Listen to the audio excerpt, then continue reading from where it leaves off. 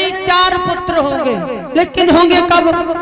पुत्रेष्टि यज्ञ करो, यज्ञ संपूर्ण होगा तो अवश्य पुत्र होगा। दशरथ जी गुरुदेव जी की बात मान करके चले गए और इन्होंने घर में जाकर के, आंगन में जाकर के यज्ञ रचाया। श्रृंगी ऋषि को बुलाया महाराज। श्रृंगी ऋषि कोई नहीं, कुलगुरु वशिष्ठ को भी बुलाया। श्रृंगी ऋषि गुरु वशिष्ठ बुलावा और पुत्र काम सुबह यज्ञ रचावा। पुत्र की खातिर महाराज दशरथ पुत्रेष्टि यज्ञ कर रहे हैं।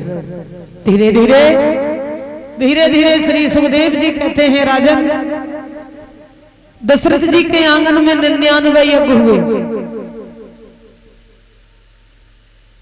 100वां यज्ञ हो रहा था। अगन देव प्रकट हो गए। खुश होकर के अगन देव प्रकट हुए। उनके हाथ में एक खीर का पात्र है। वो खीर का पात्र अगन देव ने महाराज दशरथ को दिया और बोले, ये खीर आप अपनी रानियों को खिलाओ। इसी खीर के खाने से तुम्हारे घर में पुत्रों की उत्पत्ति होगी, पुत्रों का जन्म होगा। महाराज दशरथ जी ने अपने हाथ में खीर का पात्र लिया और दशरथ जी ने अपनी तीनों रानियों में खीर बांटी। महाराज अब तीनों रानियों में खीर बांटी है। वही राजा की 3 रानी थी, तो उन्हें तो अपनी तीनों रानियों को बराबर ही प्रेम करना चाहिए। अगर कोई वस्तु है या कोई चीज खाने वाली है तो बराबर भाग करके देना चाहिए। दशरथ जी ने खीर में से, उस पात्र में से आधी खीर निकाली, अपनी बड़ी रानी कौशल्या को दी और आधे में से 2 हिस्सा कर लिए। एक हिस्सा कैकेयी को दे दिया, एक रानी सुमित्रा को दे दिए। महारानी कौशल्या ने देखा, मैं घर में सबसे बड़ी हूं, हमारी 2 बहनें हमसे छोटी हैं और हमारे पास में खीर का भाग ज्यादा आ गया है, तो मैं इसे नहीं खाऊंगी इतनी। उन्होंने अपने में से आधा भाग निकाला, रानी कैकेयी को दे दिया। हमसे छोटी कैकेयी है, कैकेयी को दिया। कैकेयी ने देखा कि हमसे छोटी रानी सुमित्रा है, हमसे छोटी हमारी बहन सुमित्रा है, तो वह भाग कैकेयी ने निकाला, अपनी बहन सुमित्रा को दिया। कौशल्या जी ने, कैकेयी ने बराबर हिस्सा की खीर खाई, रानी सुमित्रा ने डबल हिस्सा खा लिया। उसी दिन से तीनों रानियों ने गर्भ धारण कर लिया।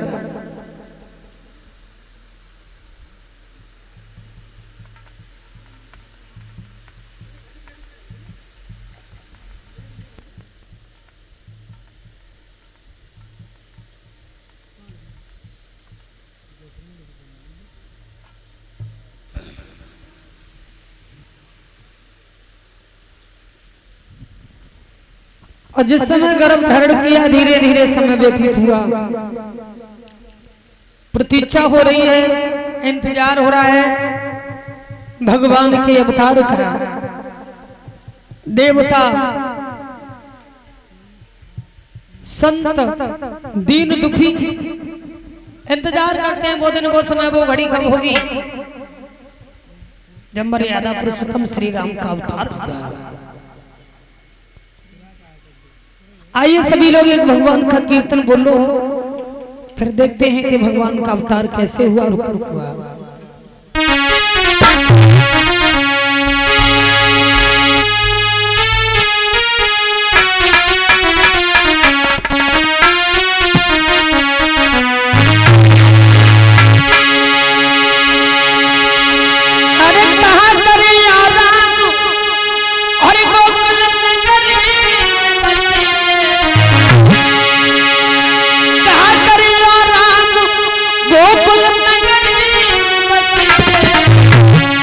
काना लगा जियरा हमारी हंसी हंसी काना लगा जियरा हमारी हंसी हंसी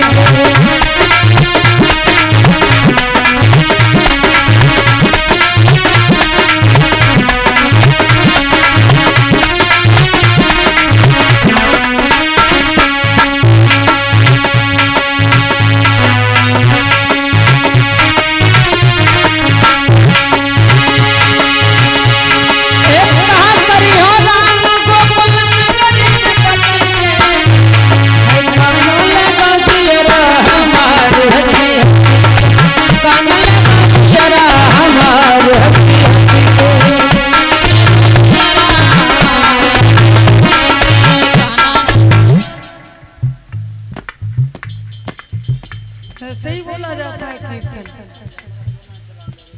है? क्यों मैया जो लोग कीर्तन नहीं बोलते भी वही कैसे जाता है मालूम है? जो कीर्तन भगवान की कथा में बैठ करके लोग नहीं बोलते फिर कैसे हो जाता है? आपके गांव में होंगे बेचारे ऐसे, और अगर नहीं होए तो कौन सुने हुए हैं? हमारे गांव में एक आदमी 10-20 से ज्यादा मिले, 10-20 से ज्यादा। और उनसे बात जब हमने करी तो हमने तो यही अंदाजा लगाया, पूर्व जन्म में भागवत में गए होंगे, शास्त्री ने कहा होगा कीर्तन बोलो, इन्होंने कीर्तन नहीं बोला तभी ऐसे हो गए। हकलाना भी महाराज कई प्रकार के होते हैं, कोई कोई बात ऐसी आते हैं घंटलों अटके रात बिल्कुल कही ना बात, कंपरेशन बिल्कुल नहीं कट जात है, बोली ना बात। ऐसे ही एक भैया रहे हकलात रहे, हकलात आते तो जब लेकिन हकलात थे। उनके घर में उनकी बड़े भैया की शादी रहे, सुन लगुन आए रही, लगुन घर में लगुन आए रही, घर की सजावट हो रही है, रिश्तेदार भी बहुत आ गए, सब चीज की तैयारी है, सब चीज घर में आ चुकी है। लेकिन उनकी माँ ने देखा कि वैसे घर में आ तो सब कुछ गया है, बतासे नहीं आए।